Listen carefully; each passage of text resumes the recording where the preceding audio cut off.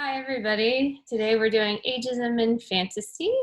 So this is where most stories in sci-fi and fantasy feature a younger protagonist, and we're here to discuss the pros and cons of that. But first, I'll let everybody on the panel briefly introduce yourself and tell us why you think you would be good on this panel. We'll start with Faith. Hi, I'm Faith Hunter. I'm old. That's why I belong on this panel. And I have tried originally when I was writing as Gwen to get books with older characters published and was turned down by New York, totally, just flat. So I know a little bit about how traditional publishing looks at older characters and have strong feelings about the mistakes that come with making older characters not main characters. They should be. So I am here and I write books, notably the Soulwood series, the Jane Yellow Rock series, and now the Junkyard Cat series. Awesome. And Stuart? Hi, everybody. I'm Stuart Jaffe. I'm on this panel because I write several series, but one of them in particular is the Parallel Society series, which is about a 30-year-old gal who works in her family bookstore and learns that grandma and grandma's two elderly pals have been saving the universe for decades and decades, and they find it hard to keep that up with arthritis and a bad back, and so they want her to take over fighting the monsters. And I actually, we'll get into this I'm sure later, but I actually designed the series specifically around those older characters. So that's why I'm here. Okay. And Stuart? Patrick? What do you mean, Patrick? I'll play. We're both wearing blue shirts, I guess. Okay. Yeah, I was looking at him on my screen. No problem. I'm Patrick Dugan. I am the author of the Dark and Storm series and a steampunk series and a couple other things. I guess I am old as well, so I'm on the panel. I've also run into issues with agents not wanting to look at older characters. Everybody thinks it's a better story if it's a kid, so some of it is driven by that. I think some of it is driven by other things that I'm sure we'll talk about. I'm Leanne Rattel. I'm the moderator, and I write the Condragic series and the Hands of Time series. And I'm here because in the Condragic series, it's a multiple character point of view series, which I think lets you have a little bit more older characters when you have multiple points of view. But I believe, one of the characters that are there could easily have written, the story could have all been around her. So that's why I'm here. So we'll go on to the first question.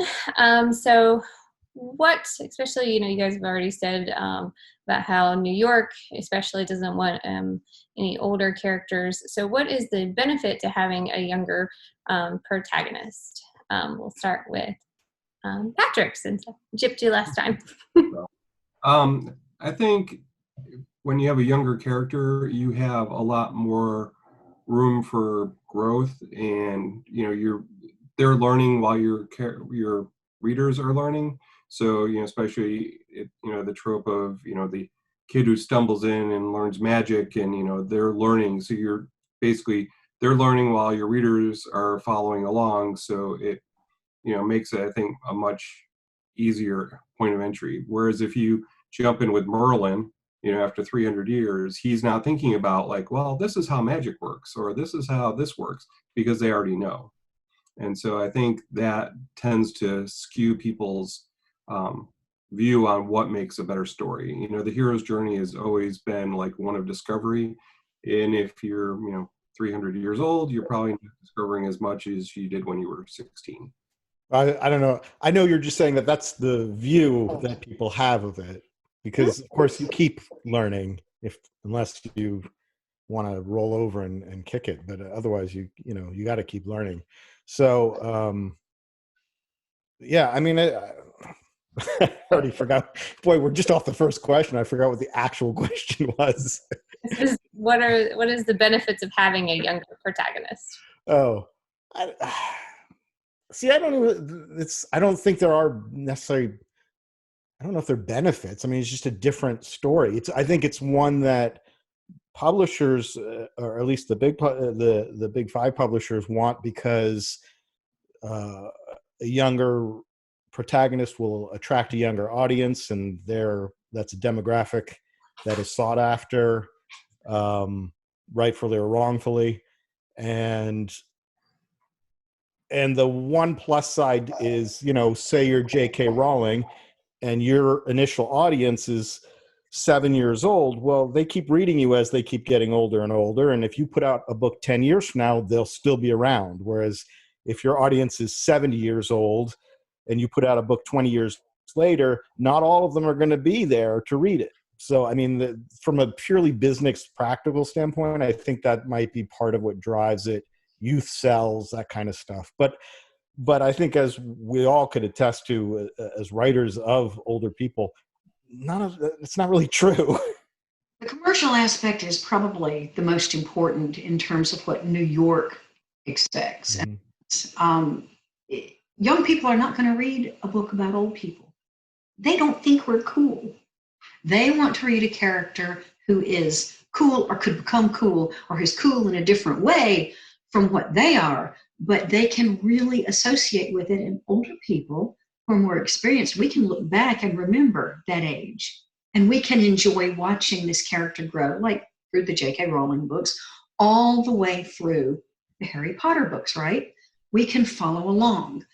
Young people follow along with old people. They don't understand overall the concept of achy knees and rehab time and needing a root canal and the things that older people go through. They're going, I don't want to read this. It's boring.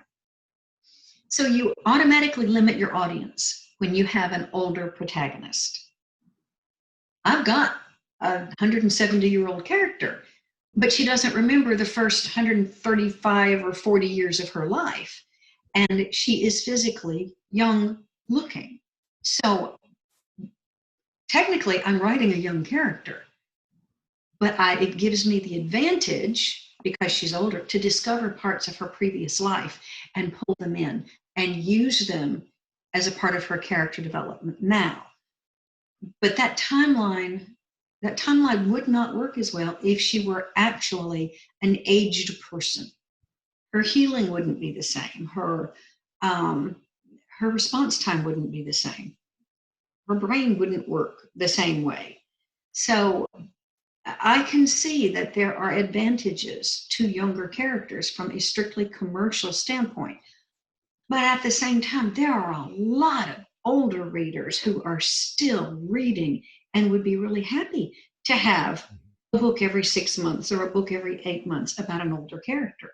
Not to mention that it's this fallacy again, that like the idea that the older demographic doesn't bring financial value to the publisher, which is crazy because right. They have the money, the disposable income, mm-hmm. much more so than a bunch of young people, and they grew up reading. Like, they didn't have video games, they didn't have, it's crazy. It just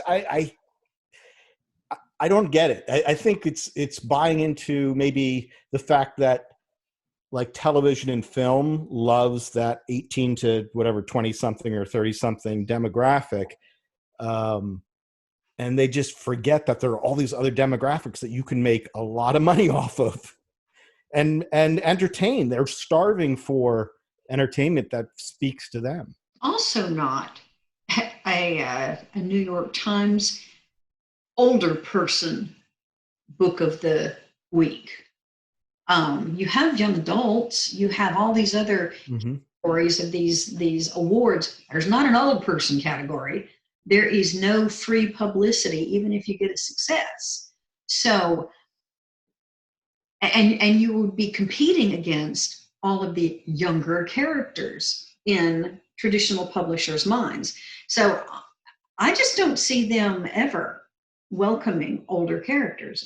Like I said in the intro, I never had any luck getting anyone in New York to look at an older character. Mm-hmm. It may end up being one of those things. I mean, I hear you say that, and part of me is like, well, that's, for me, is a good thing, because that's a demographic that I can, that's my demographic. I started writing this series because I did a survey of my newsletter, my mailing list, And when I got the demographic information back, I found out that 80 to 90% were women. That didn't surprise me. Most readers are. But that they skewed. They started at about 45 years old, and the older they got, the more of them there were, and the more of them had read everything I'd written. And Yes. so when I realized that, I'm like, well, then wouldn't they want to see themselves in these books? And so I started the series, and this series only has 4 books out so far, and it became my number 2 selling series like overnight. It just, every month it just sells and sells. So I'm happy if nobody else wants to serve that audience. I'll take all their money and give them all the good feels, you know? I mean, it's a win-win. One of the things that I thought about, you know, the benefits of having a younger character, kind of like Patrick said, that, you know, they're inexperienced, they haven't, you know, realized they have, you know, magic, or they're in a technological age so they can learn.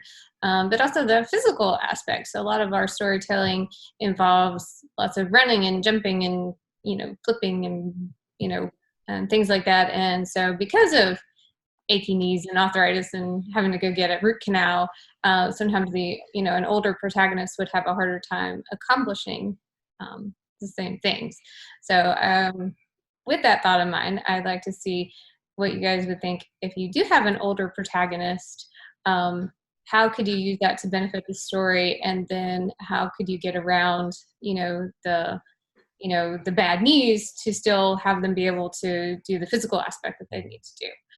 Well, I do. So in my stories, Ronnie is the main character. She's 30, but her 3 elderly people that are the team, the 4 of them make a team. And I find it's not a problem because we're writing fantasy, or in my case, I'm writing fantasy. So all 3 of my elderly people have powers, which they can use, so that's number 1. And so really what it ends up being is the aspects when it comes to the physical action-packed kind of things, I can utilize their age and their the issues that come with that, to the physical issues that come with that. I can use that to my advantage, which gives them more obstacles to deal with. But when it's inconvenient, or when I don't want to, or, as the writer, whatever I need, they have their various magic abilities that I can utilize as well.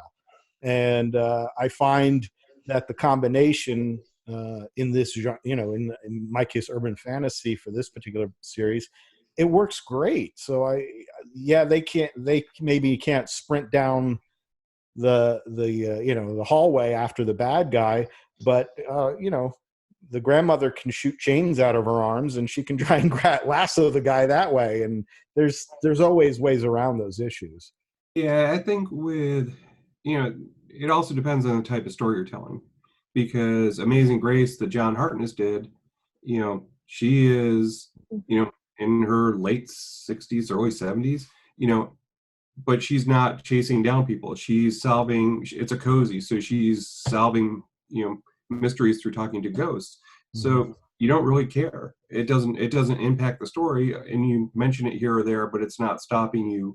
It's not like, born at 85 years old and he's trying to use his walker to catch up to the 20-year-old who stole something.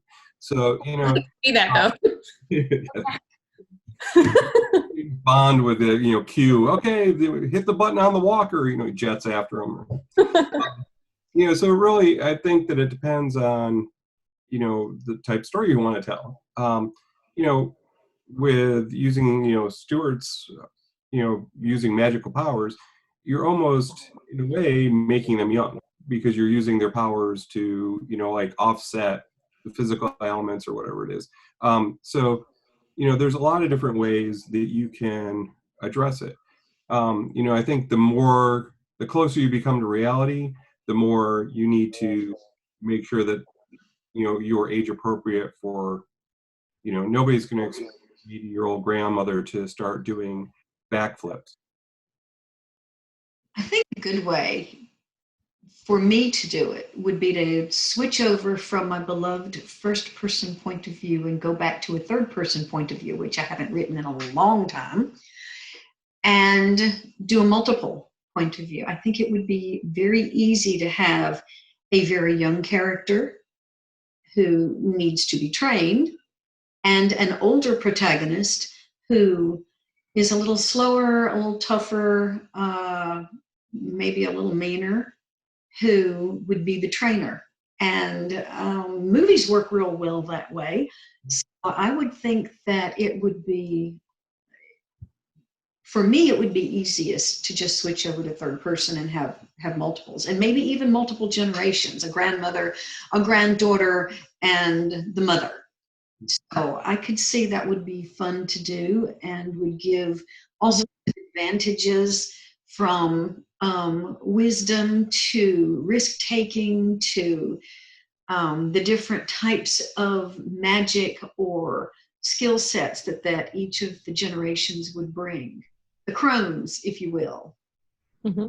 The three, what were they? There weren't the three crones. One was the crone, was the maiden. Oh, gone blank. The Fates you're talking about? Say again? The Fates? Yes, thank you. So I could see using that image and putting it together in No. a book. They were doing so well. I was saying, I want that book, Faith, write it. I might.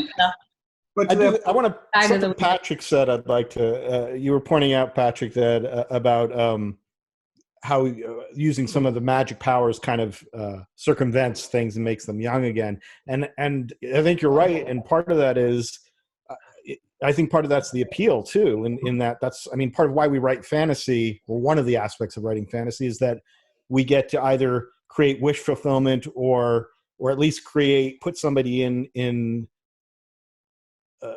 a position or shoes that they could never possibly actually have in real life. And so in this case, for the same reason we like to, when we're 15, we like to read about people who can fly or have magic ability or go to magic school. I can't imagine, I'm old enough. I can't imagine that when I'm, 20 years from now in my 70s, I'm still going to think, wouldn't that be cool now at 70 if I could just fly where I wanted to go? I mean, it's never going to stop. Go to magic school at 70. You could. I think Faith's point, though, is you could even keep that in first person and have the 3 levels, because then you've actually opened up your audience, because now there are people who are going to relate to the young, the daughter, the mom, and now the grandmother, and so you actually open up your audience much wide. Now you've got representation in each of those age groups. So if you're in your late 60s, and you would relate more with that character. If you're in your 20s, you relate with that character. So I think that could work really well. In first person, I could see that working really well.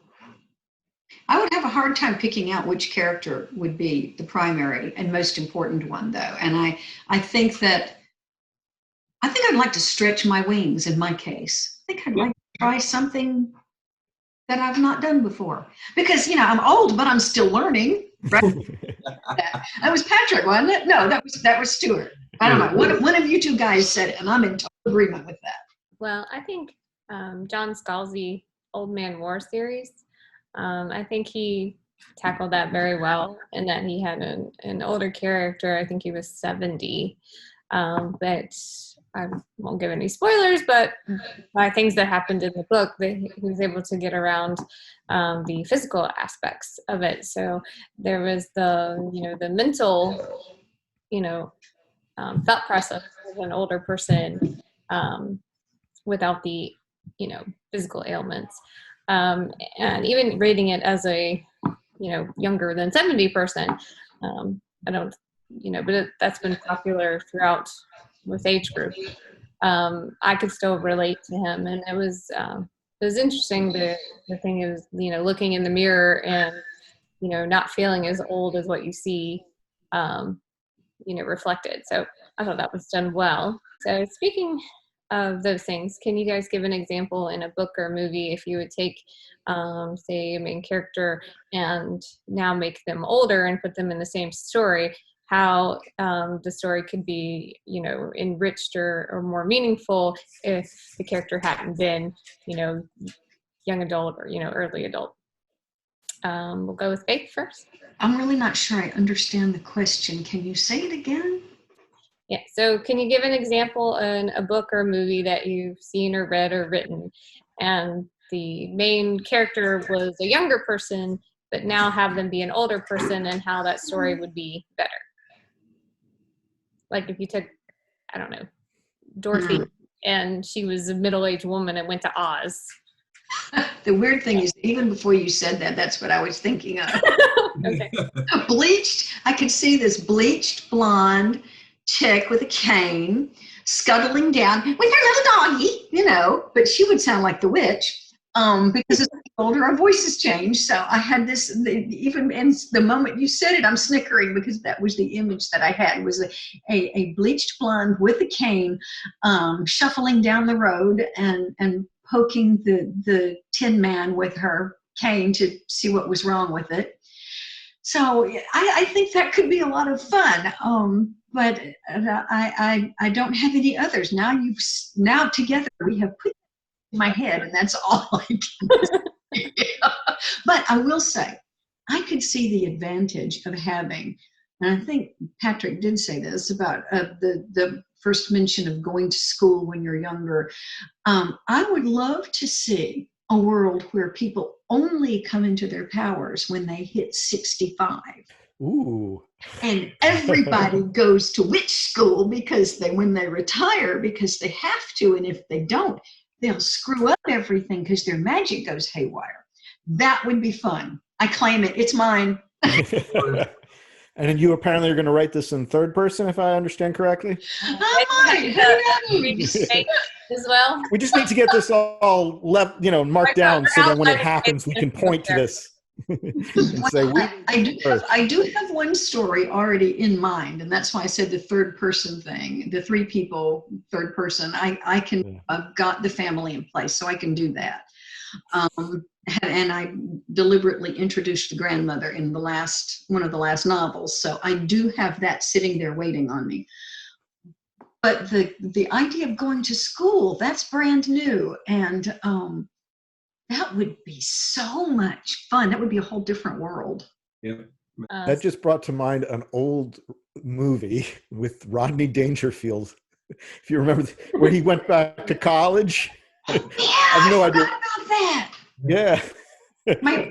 My first line is magic school sucks. So that would be interesting too. Your character does not want to go to magic school because, I would be so excited to turn 65. It'd be way better than 21. I'd be like in grandma's books, We're joking around, but at the same time, I think the joke points out one of the benefits to actually having an older character, which is that perspective. When Harry Potter goes to school, everything's like, my world is opening up for me, and oh, this is so exciting, and I've never seen anything. But if you're 65 and you're going back to school, you've been to school before. You know what you're in for. And you might have grandkids and a cat you have to take care of. Right. You're forced by law to do magics. You also have magic insurance. Also an older person knows, like when you're like a young Harry Potterish age and your teacher is being abusive, or the politics of the school are like insurmountable. I'm up against the system and all. But when you're 65, you know what you don't take that crap necessarily. No. And if you do, you might know how to play the game very well. And depending on what you did, you may also just be the most unpleasant person in class and use that game to beat on somebody's desk. Okay, we all have a series in our head. I know we do. Right now. Could you imagine that if all the teachers were teenagers? That's what I was wondering. I was like, who would the teachers be? I was more thinking octogenarians. 80-year-olds would come back and teach. I don't know about the young kids. I think we all want an acknowledgement, Faith. We just want an acknowledgement in the book. That's it. Got it. I don't know whose turn it is, so if you guys got one, just go. Sure, you got one? Oh, a movie or no? I was stuck on. I was thinking about The Wizard of Oz, which actually made me think of The Wiz, which while Dorothy in the movie, the original movie, was like a teen, in The Wiz, she was in her mid-20s, I guess. It was, I can't think of what her name is. I can't either. But that, that didn't bother me. So another 10, 20 years, what's going to bother you? 30 years? There's plenty of good stuff that can come out of it. Go ahead, Patrick, 'cause I got nothing. Altered carbon. What'd you say? Altered carbon. Oh, yeah. The idea that, where he always gets put in these sleeves, they're these young buff guys, but, put him into a 70-year-old body, Mhm. and he's still got to solve crimes. And he's like, oh, shoot, I think that you could have some fun with that one. Mm-hmm. Really, a vampire story is very much a very old person in usually in a young body, but it doesn't have to be. It's just something you do. Actually, that it just reminded me of something. So I write an action fantasy series called the Nathan K series, where you can have two souls. So if you die, it's like a spare tire, and you keep going. And if you get a second soul, you can keep going. Kind of vampire-ish. But when you don't have your second soul, when you're down to one, you start aging again. So there are people who are quite old because they made mistakes in their life. And so they ended up with that, having to age, and you can't go back. So there are people who are immortal at, say, 70 years old. And it creates a lot of interesting oddities for them to have to deal with when they might actually be 400 years old and they still have a body that's failing them. There's a lot of interesting things you can play with that. Going along with similar thinking is, like with going to magic school at 65. So the question is, usually in these series we have that older, Obi-Wan, Dumbledore, Gandalf character that's, our teacher or mentor to our main characters, and they ultimately die or pass on, so the character can then like come of age. So if you're starting with a protagonist that's already older, who fills that role for them? And if it was, say, a younger person, would it have as much importance or more devastating because that person would be like dying younger than them? So start with Patrick. I think having the older, it's a trope at this point with the older mentor. I've actually been kicking around a story idea in my head about kind of starting there. The main character seems like it's the hero that's being trained. Halfway through, or quarter way through, or whatever, he dies, and it's left up to the mentor to have to finish the quest to do it. So I think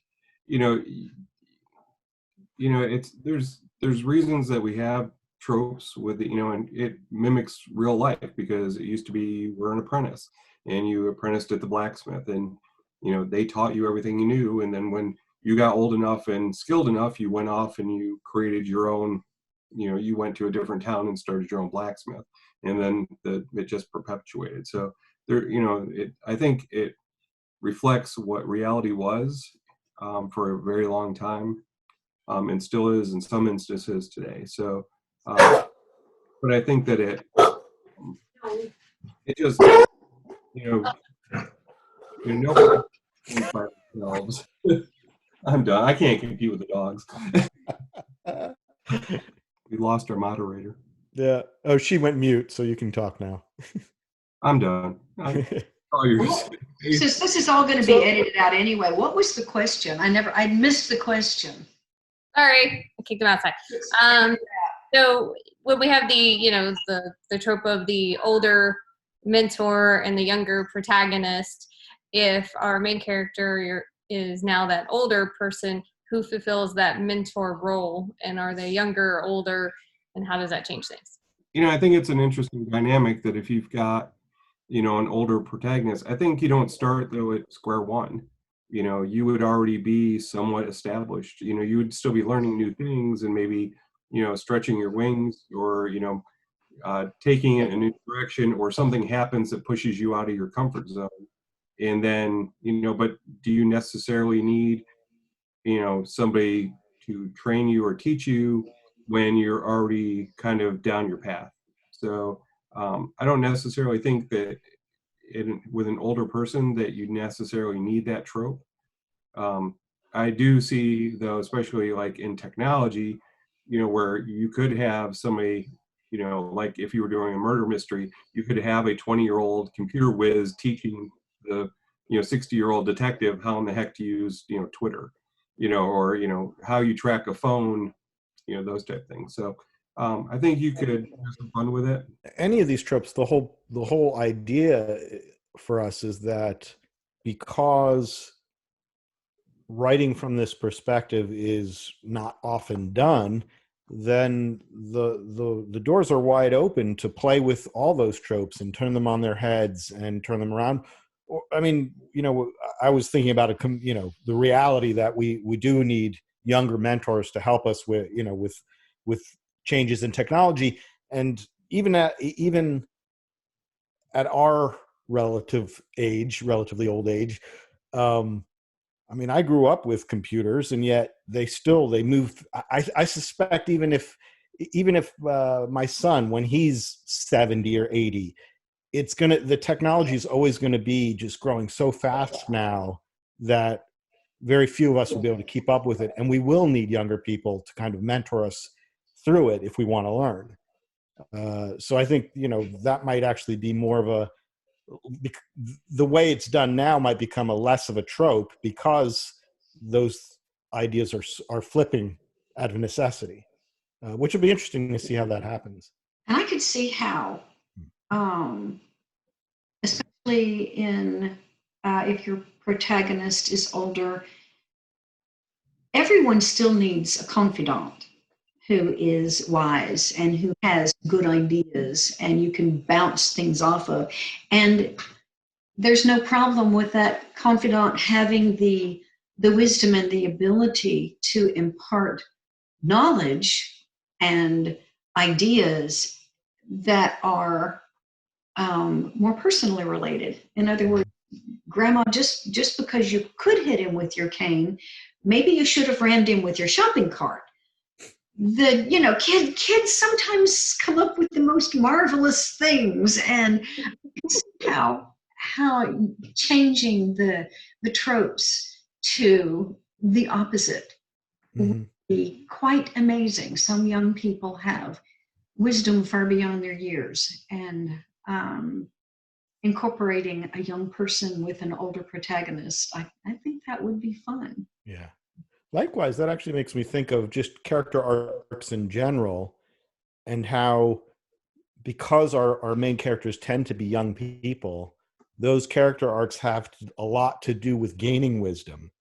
But if you've already lived a life, you've hopefully gained wisdom, and so the character arc by necessity becomes different, whether it's unlearning what you already think you know as being truth, or in a lot of ways, I think it becomes getting out of your own way, that you've lived so much that this is how things are done, Right. but things aren't done that way anymore. So how do you come to terms with that? And if you're looking for wisdom, there's also the fact that the older I get, the grouchier I get. And sometimes I need somebody to remind me to be nice. So that kind of character. Be nice, Faith. I have asked people, trust me. And I have apologized for my grouchiness. But the older I get, the worse it gets. And I have to learn to keep my mouth shut. So I think a wise younger character would say, psst.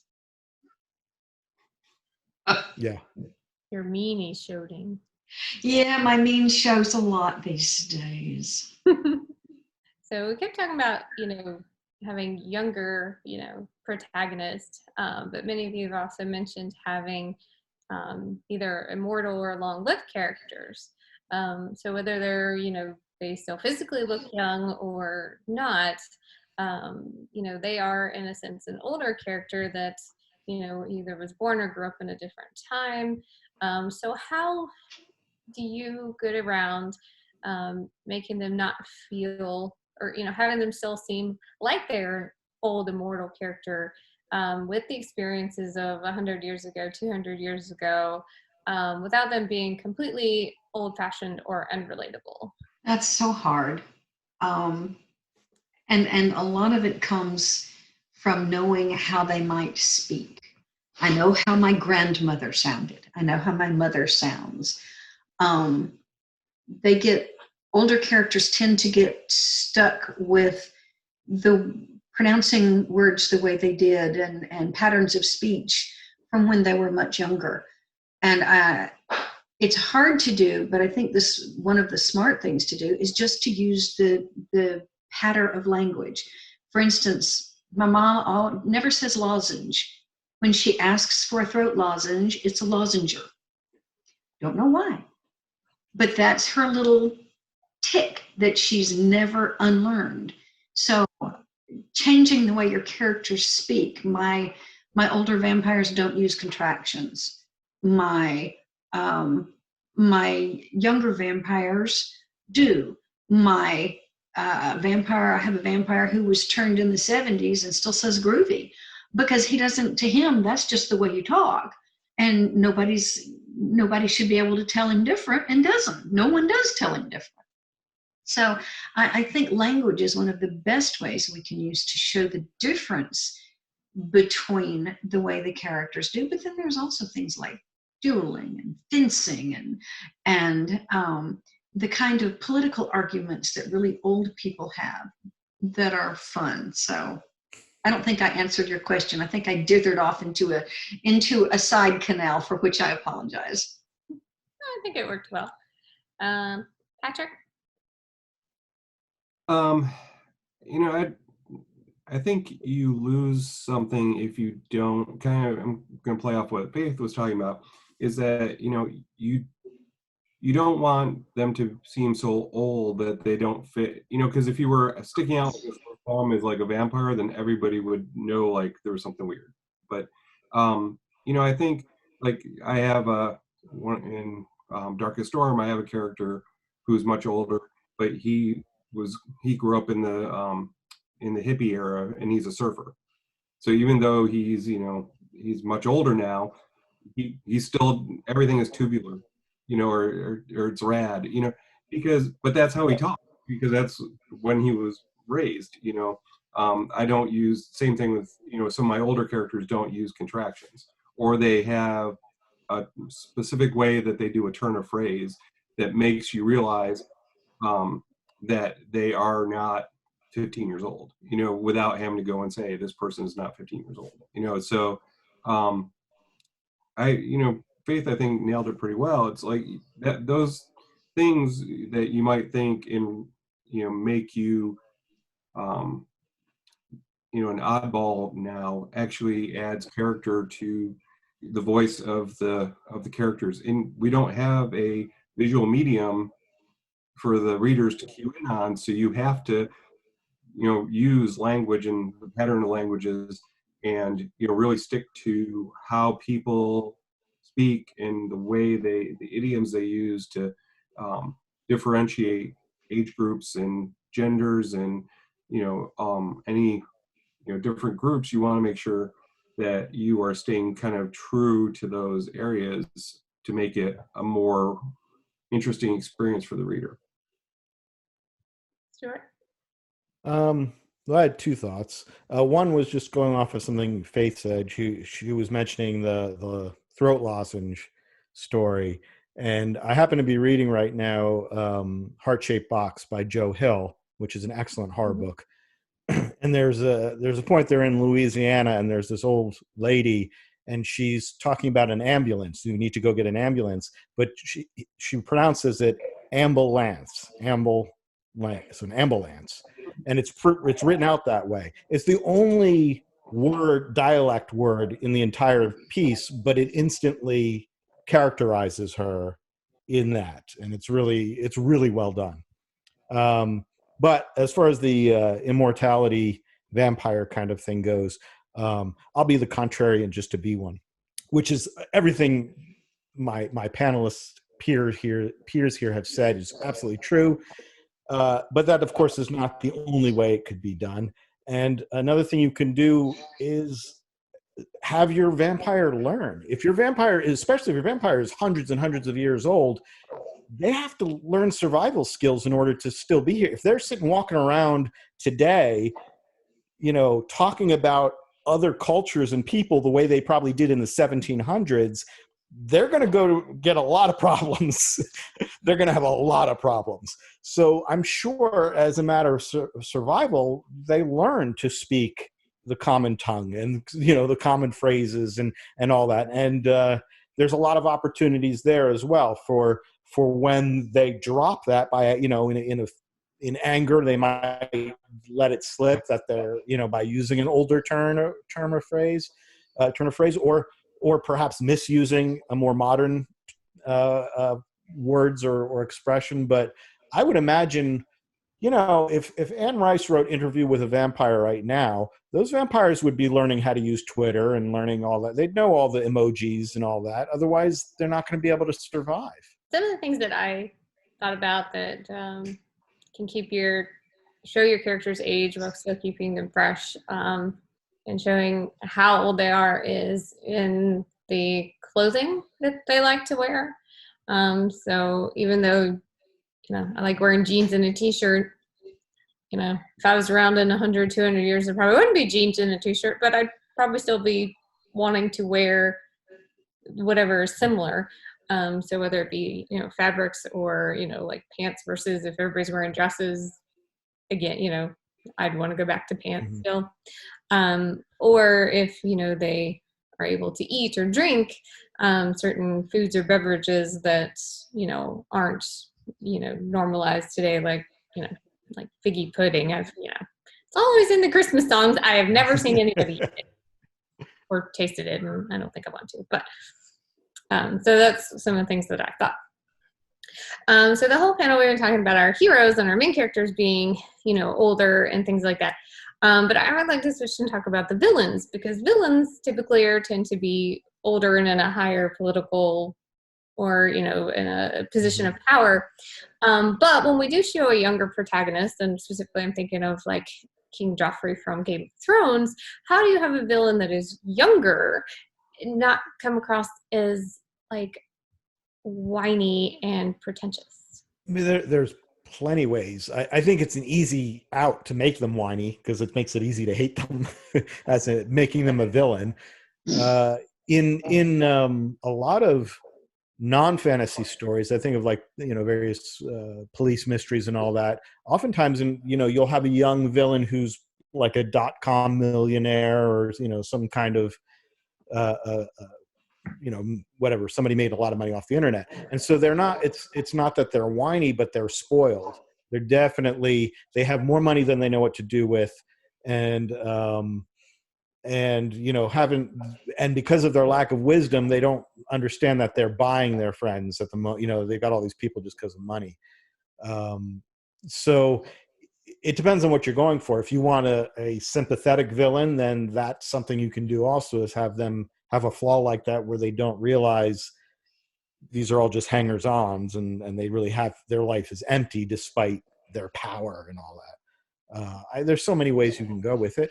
I'm sure Patrick and Faith have ways to mention too. I don't think I think the one thing you want to do is stay away from stereotypes, which, the whiny teenager kind of is one. So I think you just need to, everybody is the hero of their own story. And so you need to keep that in mind when you're crafting your villains as well. So I would think it would not be an issue to go with a younger villain. I totally agree with what Patrick just said. You have to have all of your villains, even the young ones, have to have a motivation that makes them feel good about themselves. They're not just out there doing evil because they can. Well, I guess some of them are. They're sociopaths and psychopaths who start young, but most of them are not. Most of them have a reason that in their own minds they're the hero. So I totally agree with that. I think that the best villains have wonderful redeeming qualities. And I always go back to, although he's not young, I always go back to Hannibal Lecter and how well spoken and reasoned and calm and erudite he was when he wasn't ripping out people's tongues. He was really, he came across as fascinating. So young people can be just as fascinating and evil if we give them the right reasons for it. Batman, the first Batman movie where he sees his family gunned down. If he had chosen to use the money and the driving anger for evil, he could have. And it would have worked because he had this great reason behind the death of his parents that would have motivated him forward. I think Patrick nailed it. The way I think of characters, which is motivation. Gotcha. Well, we are out of time, so what I'll do is I'll let everybody go around and tell where they can find your stuff. So Faith, you can go first. I'm Faith Hunter. You can find me at faithhunter.net, not com, faithhunter.net. You can also find me on Facebook under lots of different pages, from Beast is Not Prey to the Jane Yellow Rock and Faith Hunter discussion group to my personal page, which you can hunt for me under Faith Hunter, to my author page, which is, I think it's Facebook Faith Hunter Author. So there's lots of ways to find me, and I interact with fans on a daily basis on Facebook. Stuart? You can find me at stuartjaffe.com, or I'm on Facebook too. Actually, most authors are, because we're at home, so we have plenty of time to talk with y'all. And I'm at I think I'm Stuart Jaffe Author is my author page, and from my Facebook page you can also sign up for my newsletter, and I talk to my newsletter folks plenty. They have much more direct access to me. You can find me at patrickdugan.net, and my Facebook page is Patrick Dugan Author. And it's original, but it is. My newsletter is out once a month. I do giveaways and put pictures of my dog in it and fun stuff like that. So you can go to patrickdugan.net and sign up there. I'm on Twitter at @P_Dugan, or Instagram at Patrick Dugan Author. So Awesome. You can find me at leannmrattel.com, and from there you can find me on all my social media, mainly Facebook and Instagram, as well as my newsletter. Thank you all for coming. Thank you for having us. Bye, everybody. Oh, wait a minute. Bye, everybody. My con wave.